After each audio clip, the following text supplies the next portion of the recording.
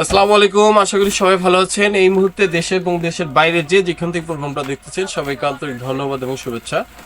আমাদের আজকে ডেলিভারি হচ্ছে, সেটা হলো যে গো খাদ্যের আমরা দুইটা, সেটা হলো গাভী এবং ষাঁড়। এইটা যেটা যাচ্ছে সেটা হলো হচ্ছে ষাঁড় গরুর খাবার। আমরা ষাঁড় গরুর খাবার যেটা প্রোটিন ব্যবহার করি সেটা হচ্ছে মোটামুটি 18 থেকে 20%, 20% প্লাস। 18 কখনো থাকে না, 20%। তো এই 20% খাবারটা আমরা সাধারণত যেটা জানি সবাই, সেটা হলো ষাঁড় গরুর খাবারটা আমাদের 16 বা 17% হইলে এনাফ। এটা বাস্তবতা এইটা হলে মোটামুটি আর বাড়তি প্রোটিন লাগে না। কিন্তু আমাদের থিমটা বা আমাদের চিন্তা ভাবনাটা হচ্ছে এরকম যে আমরা বাজার থেকে যে সকল চাষি গরু কিনি সেটা শুকনা গরু সবাই কিনি।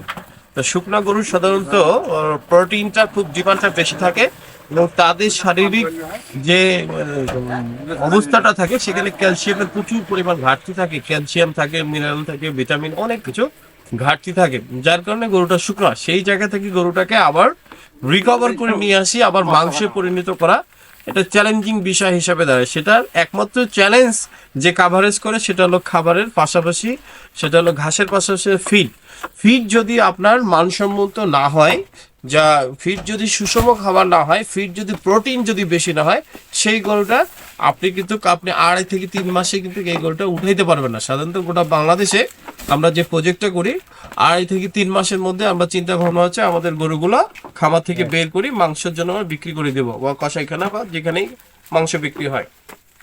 তো এইটার আপনার মূল থিম নিতে হবে, সেটা হলো যে আপনার প্রোটিনটা গতানুগতিক ভাবে যে প্রোটিনটা থাকবে তার চেয়ে প্রোটিন যেন মিনিমাম 2 থেকে 3% বা 20% হলে সবচেয়ে ভালো।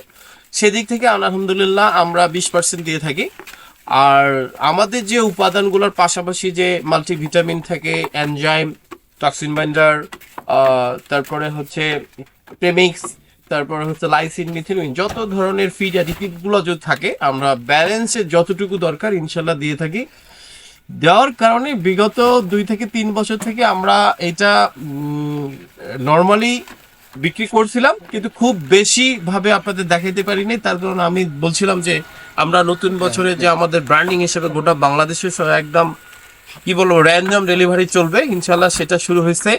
র্যান্ডম ডেলিভারি হচ্ছে বাংলাদেশের যে সকল প্রান্তিক খামারিরা এখন পর্যন্ত গরু পালন করে, সেটা গাভী হোক, সেটা হলো ষাঁড় গরু হোক, যারা লসে আছেন, দেশপ্রেম এগ্রো ফার্মের কাছ থেকে আপনারা সরাসরি ফ্যাক্টরি রেট অর্থাৎ কমার্শিয়াল রেট আমরা আপনাদের দিতে পারবো।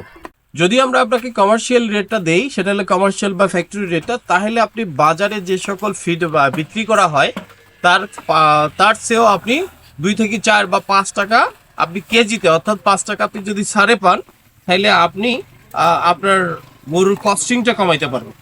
যার কারণে আমাদের কিন্তু গোটা বাংলাদেশে কোনো স্থায়ীভাবে কোনো ডিলার নেই, আমরা সরাসরি ডেলিভারি দিই।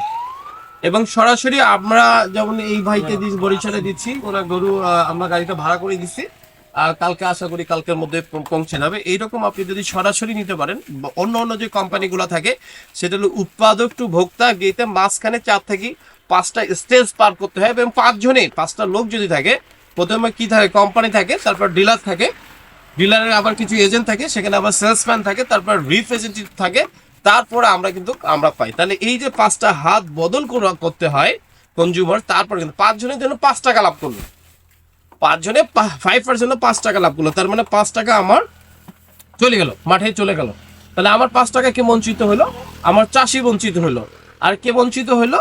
সেটা হলো যে ফ্যাক্টরি বন্ধু। আমার কথা হলো যে সেখানে আমি আপনাদের সরাসরি দিতে পাচ্ছি, আমি আপনার কম রেটে দিচ্ছি। কম রেটে আপনার প্রোডাকশন কস্টটা সবসময় কমাইতে হবে। আমরা প্রত্যেকটা ক্ষেত্রে প্রোডাকশন কস্টটা যদি আপনি কমাইতে পারেন, তাহলে আপনি লাভ করতে পারেন। অর্থাৎ ফিড বা ব্যবহার করতেই আপনার লাভ করতে হবে।